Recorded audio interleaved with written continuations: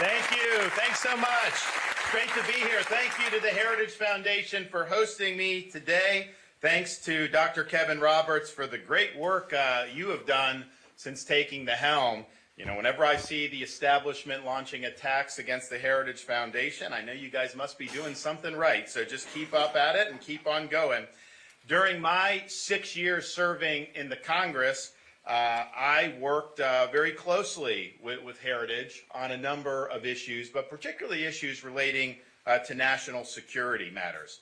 Now, I came to Congress on the heels of having served in uniform in Iraq during the post-Saddam period of conflict, a time when U.S. troops faced attacks from both Sunni jihadists like al-Qaeda in Iraq, but also Shia militias that were funded and directed by the mullahs in Iran. And those Iranian militias were responsible for killing hundreds, if not over 1,000, of American troops. I knew that the suboptimal outcomes in Iraq and Afghanistan represented a failure of U.S. national security policy. And I also believed, as I arrived in Congress, that neither post-9/11 neoconservatism, which represented a departure from traditional Reagan-esque peace through strength policies, nor the fecklessness of the Obama administration, which merely invited hostility from America's adversaries, were desirable vessels for a successful national security strategy. So my approach was to stress the need to do a number of things. One, for American strength to deter our enemies. Two, to protect our own borders and enforce American sovereignty. Three, to ensure that U.S. foreign policy served the interests first and foremost of the American people.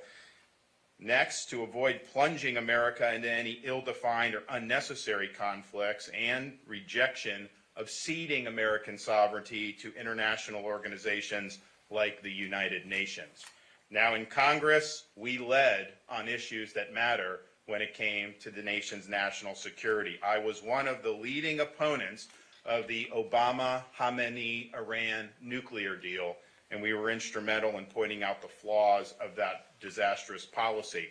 As the chairman of the National Security Committee on House Oversight, we exposed a lot of the flaws in this nation's Afghanistan policy and did that in ways that were really embarrassing for a lot of policymakers. I served 6 years on House Foreign Affairs, and I was one of, if not the leading advocate for pro-Israel policies such as relocating our embassy from Tel Aviv to Jerusalem, recognizing Israeli sovereignty of the Golan Heights, combating the boycott, divestment, and sanction movement, and seeking to defund entities like Hamas and the Palestinian Authority. I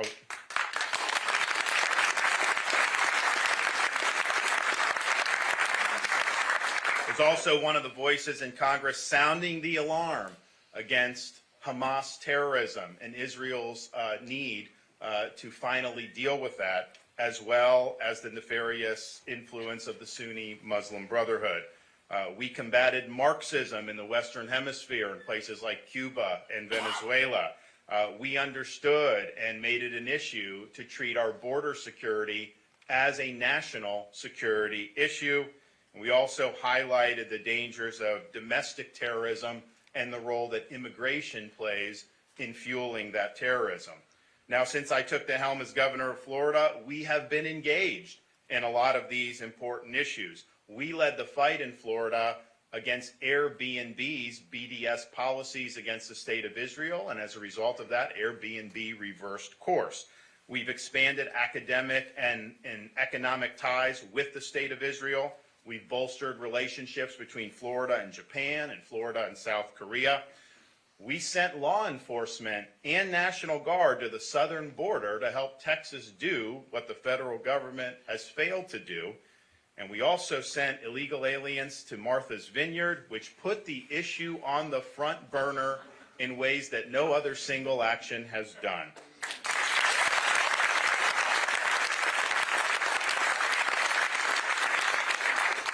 More recently, we arranged for the rescue of close to 700 Americans from Israel following the Hamas terrorist attacks. The State Department, the embassy, they weren't doing what needed to be done to get Americans back home. Eventually, they said they'll dump you in Greece and then charge you for that. And I thought to myself, you know, if you come into this country illegally, they don't charge you to fly you all over the place. They put you in hotels. They don't charge the illegal alien that. But yet Americans fleeing a war zone, somehow they're going to get a bill. It isn't right. And then more recently, we deactivated Students for Justice in Palestine in our Florida university system. They are a group.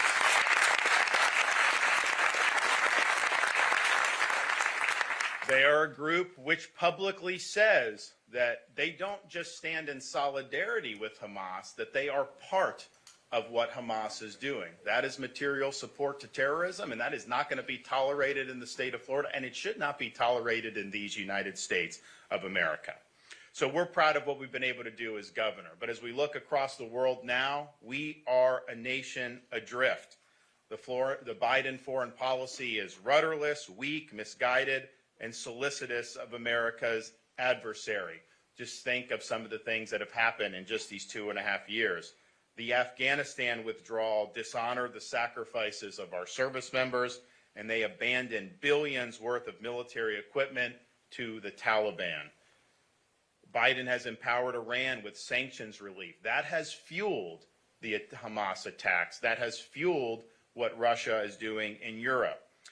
Biden also invited the Russian aggression against Ukraine by displaying weakness and even publicly stating that a small invasion would be A-OK. Biden's placed ideological ambitions like the Green New Deal over American energy dominance and independence. That has helped America's adversaries, Iran, China, Russia, Venezuela. Biden's also sacrificed strong policy against the CCP, which we need, in favor of climate talks and a summit with Xi Jinping. All the while, China provides patronage to Russia and to Iran. This is just the fact. American power is on the decline. This has been happening for some time, but it is accelerating under the Biden administration. As we sit here today, we've learned some hard lessons in the post-Cold War world. We've seen the limits and indeed futility of trying to impose democracies on foreign cultures. We understand the perils with nation building and social engineering in foreign lands. We've seen military adventurism go awry, such as the Obama-Hillary Libya escapade. We've seen the ruling class in this country empower China for a generation. They had promised most favored nation status would lead to a more democratic China, that we would be able to have enforceable rules to protect our technology and intellectual property, that American manufacturing would have markets to export to, that they wouldn't be absorbed into China. And each and every one of those promises has turned out to be wrong, and China has been empowered as a result. And then, of course, most recently, the Chinese COVID virus that came from the Wuhan lab. American policymakers had a disastrous response to that, which has weakened this country dramatically. After the Cold War, we were the only superpower. It was a unipolar moment. Some people even said that we had witnessed the end of history, that it would be America standing alone. I think wiser heads knew that that was not something that could last indefinitely.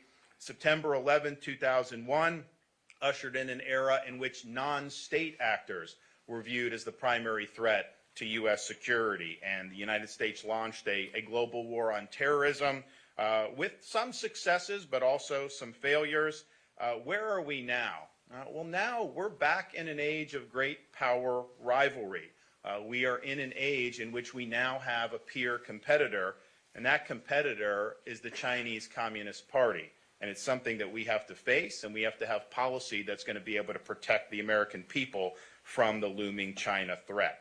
We currently lack the leadership necessary to confront these current challenges. Part of the problem lies in a failure to even articulate what are we trying to accomplish regarding our nation's security. You certainly don't get a lot of clear thinking in many parts of this town.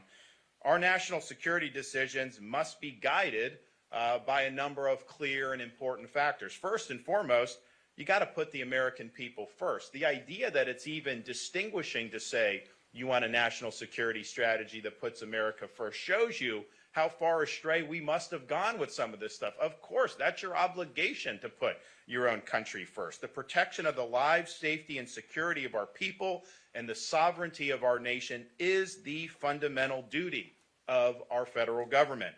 This means both guarding against domestic attacks and achieving enforceable, secure borders.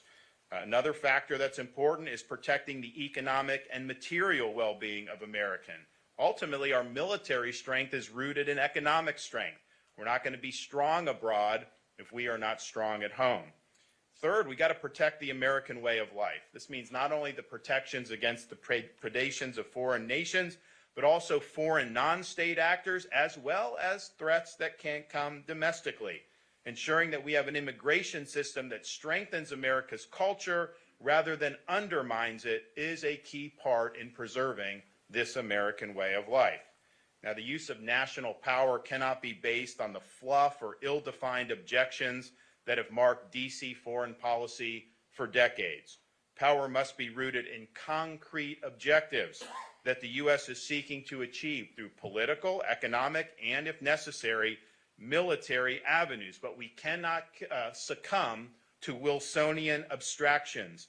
We cannot expend the people's treasure, much less spill our citizens' blood, with murky missions or misguided agendas. When we act, we will act decisively, and we will achieve the goals that we set out to achieve. There will be no better friend to allies than the United States of America. We must work constructively with these nations with whom we have shared interests. But we also have a clear-eyed, no-nonsense approach to America's enemies. Those who seek to harm the United States of America will have no worse enemy than the United States of America. National security policies, of course, must be commensurate with the ability to carry it out. As a republic, the policies we pursue must engender sustained public support from the American people.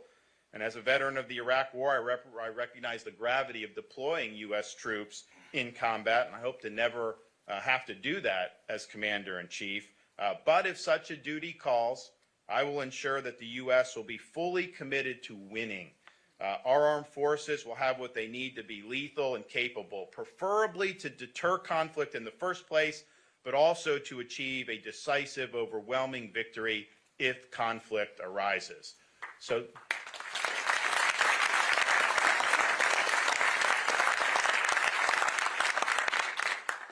where do we find ourselves now? Chaos abounds, dangers are gathering, America lacks direction, and leadership is in short supply. The world is getting more dangerous as conflicts mount. We have a major national security issue in our own country at our own southern border. We've had 7 to 8 million people pour into this country illegally since Joe Biden took office. They are not all coming from Mexico and Central America. They are coming from all over the world, from the Middle East, from Russia, from China. Do you think for a minute that America's enemies are not taking advantage of that porous southern border? So dealing with that border is not just the right thing for the United States in terms of the rule of law and our economy. It is a national security issue, and it's one that we need to tackle. The Hamas terrorist attack against Israel raises yet another front in global conflict.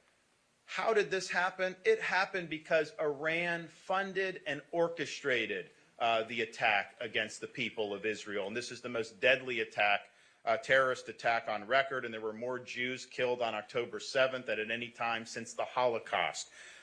We just commemorated last week the 40th anniversary, actually this week, the 40th anniversary of the Marine Corps barracks bombing in Beirut, Lebanon in 1983. That attack was done, orchestrated by Hezbollah and the Iranians to kill Americans.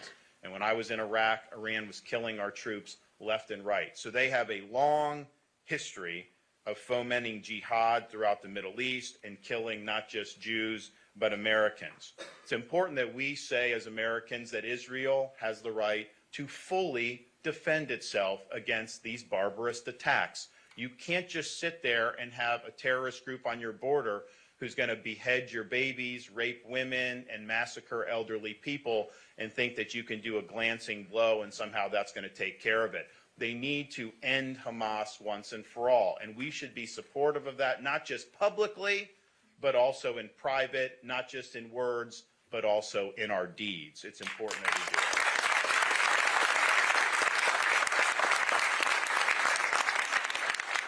The Hamas attacks against Israel has taken some of the focus off the war in Europe. Biden invited the Russian invasion of Ukraine through his weakness, and now his policy is basically seeking a blank check to continue a policy that has no identifiable endgame. Biden's also funding both sides of this conflict. His deferential posture to Iran has given them billions of dollars in sanctions relief. They have plowed that not just for terrorism in the Middle East, they're also plowing it into helping Russia with things like drones. And his Green New Deal policies also benefits Russia, which relies on energy production. Now, Heritage has correctly pointed out how it's in America's interest to bring this conflict to an acceptable conclusion, to stop the decimation of our weapons reserves, and to focus our forces where they are most needed. And I think that is the right approach, and I commend Heritage for saying it. And so what is that right approach? Where are our forces needed? China is the key player behind both of those foreign conflicts. The CCP is keeping both Iran and Russia afloat financially.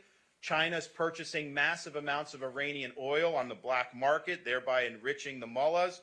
And Russia is selling China gas and much, much more, and that is bolstering Russia's war machine. Now, lengthy conflicts, particularly between Russia and Ukraine, will ultimately benefit China because it will distract America and it will deplete our already dwindling Western weapons and ammunition stockpiles. The threat posed by the CCP requires our primary focus and attention right now. They are the first truly peer competitor that we have dealt with in our lifetimes. If you look back at the World War II, the Allied powers had a much stronger economy than the Axis powers. If you look at the comparison between the United States and the Soviet Union during the Cold War, the economic comparison is not even close. The U.S.'s economy was so much more robust than the Soviet Union. Yet China is near a peer competitor to ours economically. They're close to us militarily. They have a lot of leverage over our economy because all the interconnectedness that has happened over these last many decades, largely due to bad decisions made to America's ruling class. And China has grand ambitions. They seek to be the dominant power in the entire world, and they are marshaling all their society to be able to achieve that objective. So this is a formidable threat, and it requires a whole of society approach. The next president of the United States must have the focus and determination to see major policy changes through. You cannot be focused on short-term political considerations. You have to do what's right, and you have to get the job done. Why is this something that we should care about? Well, look, I mean, I want to be the top country. I mean, I want to be number one in everything we do. It's just kind of competitive, but that's not the crux of it. A world that's dominated by CCP will see them export their authoritarian vision all across the world. This will be a world marked by internet policing, artificial intelligence, facial recognition, and social credit scores. It will end up creating a global dystopia.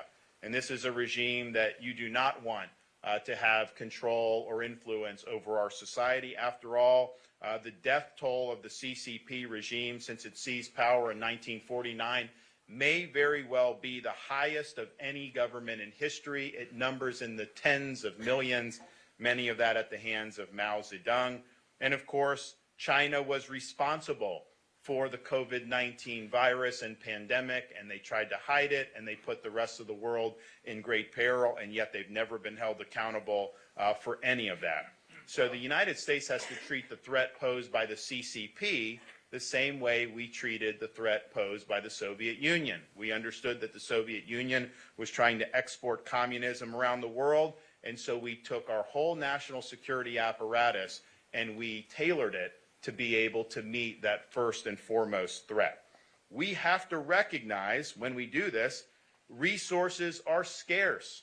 You have to set priorities when you're determining the proper national security posture for the United States. If you say that you can simply defend everything at once, you end up defending nothing. So I will reorient U.S. foreign policy to prioritize the Indo-Pacific region as the most pressing part of the world for defending U.S. interests and U.S. security. Now, some say it's inevitable that the east wind will prevail over the west wind, that the 21st century will be somehow a Chinese century, and that America will continue its descent. I'm here to tell you, decline is not inevitable. Decline is a choice. We cannot raise the white flag of surrender. We have time to get this right, but time is running out. Just as we don't want to be mired in pessimism and accept the idea of an inevitable American decline, we also can't be deluded with happy talk. Decline will not be averted by looking at our situation through rose-colored glasses, telling Americans that everything is fine and that there is no limit to what we can presently do. That type of happy talk is as off base as the notion that decline is inevitable. So our goal from a national security perspective vis-a-vis the CCP is very simple. We win and they lose.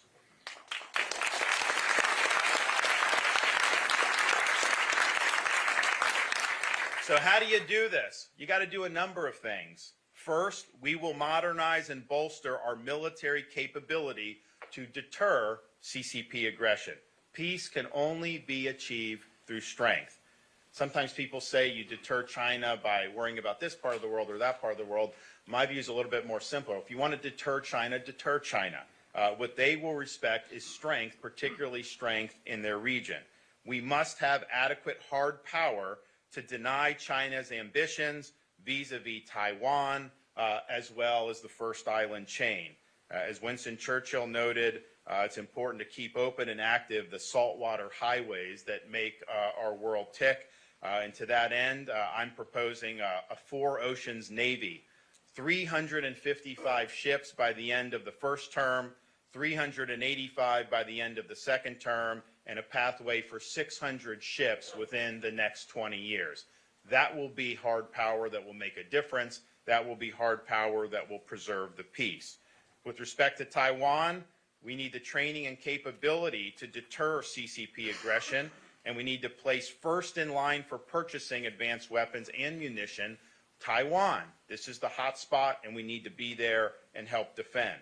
We also have to reform and slash the bloated defense bureaucracy. We want agile innovation, quick integration of commercial technologies. We want to be able to rapidly address the pressing needs of this nation's national security policy.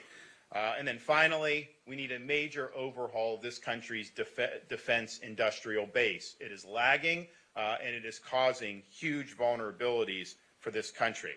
Second thing we need to do is unleash America's full economic potential and prevent the CCP from surpassing us as an economic power. First on that list, we are going to open up our domestic energy resources for production, whether that's federal land, whether that's permitting pipelines, whether that's Alaska. We need to open it all up. I want to be the dominant energy producer in the world by a country mile. We'll choose Midland over Moscow. We will choose the Marcellus over the Mullahs, and we will choose Bakken over Beijing, and that will give us a great competitive advantage as a result. We also need to expand domestic mining and mineral processing of key rare earth minerals. Biden wants to force everybody to do an electric vehicle, which then will make us more dependent on China because they're the leader in producing these minerals. But then when we have our own deposits here, he takes that out of circulation and he won't let that be mined. We need to be doing the opposite, reversing the EV mandates, of course, but also doing the mining that we need to be able to make our country stronger. We need to enact tax, trade, and regulatory policies designed to secure critical supply chains and to effectuate a strategic decoupling of the U.S. economy from China and from the CCP. We must forcefully counter malicious CCP economic behavior, and we have to leverage our alliances in the free world versus the CCP we could perhaps spend the CCP off just one versus one, but if we have the entire free world on our side, that is going to give us a huge competitive economic advantage over China. Third thing we have to do is ensure robust technological dominance in fields like robotics, quantum computing, artificial intelligence, biotech, and blockchain. I want more money, less money going to left-wing universities, more money for R&D through our defense department. I want new players in the defense space. We shouldn't just have a handful of the same companies that we rely on to meet our defense needs. We also need to reform export controls and work with our allies so that we're building supply chains and technology free from the CCP's malicious influence. Fourth thing we need to do, we have to defend the homeland against CCP influence, and that means we cannot have an open border. We know that there have been a large number of Chinese nationals that have come across the southern border over the last 2.5 years. We need to put a stop to it, and that'll be a day one national emergency issue for me. We also need to do what we did in Florida. We need to stop allowing the CCP to purchase land near take farmland near military bases. In Florida, we banned China from buying land outright in our state because I don't think it's in our interest to have them gobbling up land near critical infrastructure or our farmland. We also have to take domestic intel and law enforcement agencies and revamp them. They are not serving this country well. They've had a lot of problems. We need new leadership, and we need a lot of accountability in those agencies. We have to take steps to make sure that our electric grid is resilient and that our cybersecurity defenses are as up to date as possible. We'll also combat malign CCP influence in education like we did in Florida. We eliminated these so-called Confucius Institutes from our K through 12 or from our higher education system, and we cracked down on the ability of China to pour money into our state university system. We need to do that nationwide. China's been very smart about how they get into some of these crevices in our society, and we basically let them do it. Time for that is over. And of course, this follows from the border, but it'll be more than just securing the border. We got to take action to stop China-derived fentanyl from ravaging American communities. We're losing tens of thousands of our fellow Americans every year. The precursor chemicals are made in China and shipped to the Mexican drug cartels, and we are going to put a stop to it. Final thing, we need to stand for individual liberty and human dignity. We need to expose CCP oppression. We need to give hope to those chafing under authoritarian rule. At the end of the day, China has a lot of liabilities. They have a lot of weaknesses. They want to maintain ironclad control over their population indefinitely. And there's cracks in that, and there will increasingly be more cracks in that because they are not doing what needs to be done for individuals to ultimately flourish. So this is the decisive decade. We are in jeopardy of being the first generation of Americans to leave to our kids and grandkids an America less prosperous and less free than the one we have inherited. And that would be breaking faith with every generation of Americans leading up to the present if we allow that to happen. So we must arrest our country's decline. Now, in affairs both foreign and domestic, we're called upon to preserve what George Washington called the sacred fire of liberty. This is the fire that burned in Independence Hall when 56 men pledged their lives, their fortunes, and their sacred honor to establish a nation conceived in liberty. It's a fire that burned at a cemetery in Gettysburg when the nation's first Republican president pledged this nation a new birth of freedom. It's a fire that burned among the boys who stormed the beaches of Normandy to liberate a continent and to preserve freedom throughout the world. It's the fire that infused a young preacher's dream relayed at the steps of the Lincoln Memorial right down the street from here, that the Declaration of Independence said what it meant and meant what it said, that all men are created equal. It's the fire that led a resolute president to stand in Berlin in front of the Brandenburg Gate and say, "Mr. Gorbachev, tear down this wall," staring down communism and ultimately winning the Cold War. So it is our responsibility to carry this torch. We do not run from this responsibility. We welcome this responsibility. And by tackling these challenges head on, we will ensure that the 21st century will in fact be an American century. Thank you all, and God bless you.